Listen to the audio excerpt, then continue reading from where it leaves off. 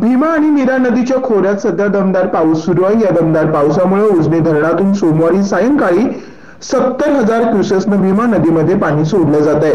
वीज निर्मितीसह भीमा नदी पात्रात 71,600 क्युसेसनं पाण्याचा विसर्ग केला जातोय.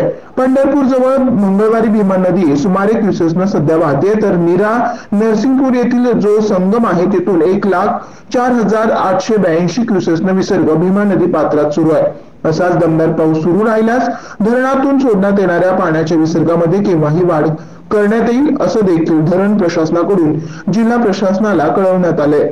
दरम्यान वीर धरणातून नीरा नदीमध्ये सोमवारी सकाळी 10 वाजल्यापासून 32,663 क्युसेसनं पाणी सोडलं जात आहे. नीरा नदीवरील वीर धरण 96% भरलेलं आहे, त्यामुळे धरणातून मोठ्या प्रमाणावर पाण्याचा विसर्ग सुरू करण्यात आलाय. यापूर्वी वीर धरणातून 23,645 क्युसेसनं पाणी सोडण्यात येत होतं. मात्र सोमवारी सकाळी 10 वाजल्यापासून धरणातील पाण्याच्या विसर्गात वाढ करण्यात आली असून 32,600 क्युसेसनं पाणी सोडलं जात आहे. दरम्यान उजनी आणि वीर धरणातून मिळून जवळपास 90,000 क्युसेस इतकं पाणी सोडलं जात आहे. भीमा नदीतील विसर्ग मोठ्या प्रमाणावर वाढणार आहे, त्यामुळे भीमा नदी काठावरील गावांना तसेच पंढरपूर गावातील तालुक्यातील गावांना सतर्कतेचा इशारा देण्यात आला आहे.